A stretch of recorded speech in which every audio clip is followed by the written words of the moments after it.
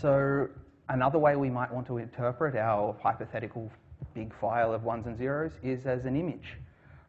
So one way we can do this is, so an image, let's say we have an image file. That image, as far as the computer is concerned, we'll break it up into what are known as pixels. So we have, say, a grid of squares, or a grid of tiles. Each tile on that grid is an individual pixel, and we will store for each individual pixel a single color. And then when you view that, that image, sort of all the pixels together, you perceive it as just one large image. So, for instance, very old screens, you might have had resolutions as low as, say, 640 by 480 pixels. Nowadays, you go up to, say, thousands of pixels in either direction is quite common. So you obviously have a much larger range of resolutions nowadays.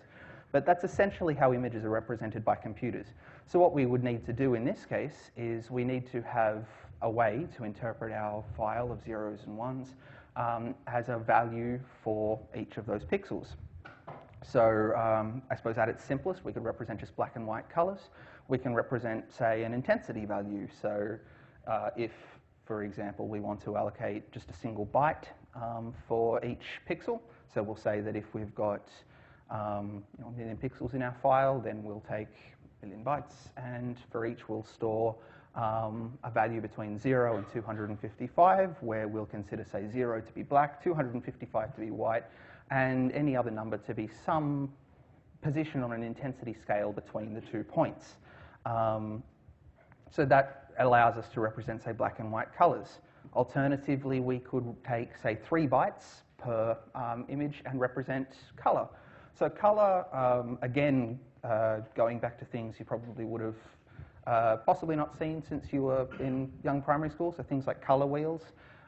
Any individual color can be represented as a combination of primary colors. So, or say in computing terms, we can represent any image as a combination of red, green, and blue.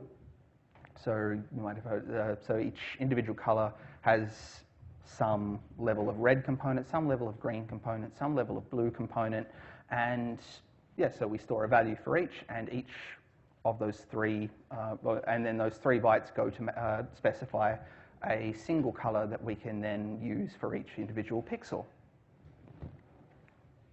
So RGB is an easy representation to, I suppose, think about and use as an example, but there are many other representations that you can use for color.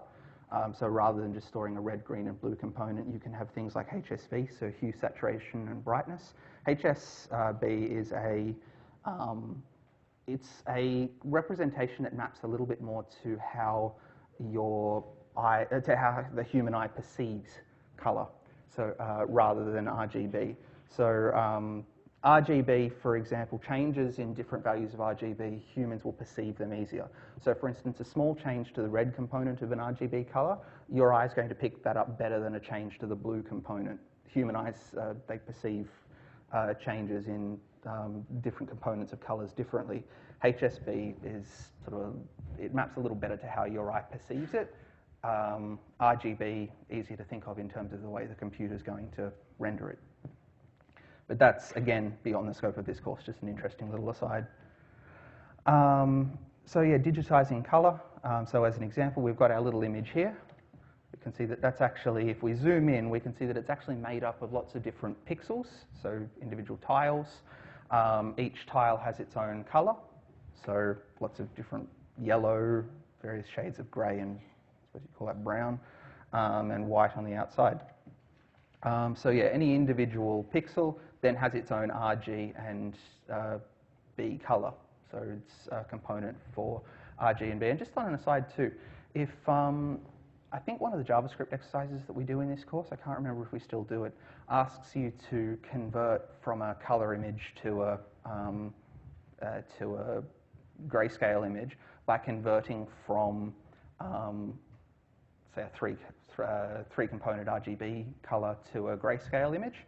The thing that I mentioned before, how say a human eye perceives a difference in say a red or green component more than it does a blue, That actually comes into it when you, like you might think, let's say you wanted to create a value between 0 and 255 as a combination of your three RGB components. You don't actually just take a average of the RGB colors.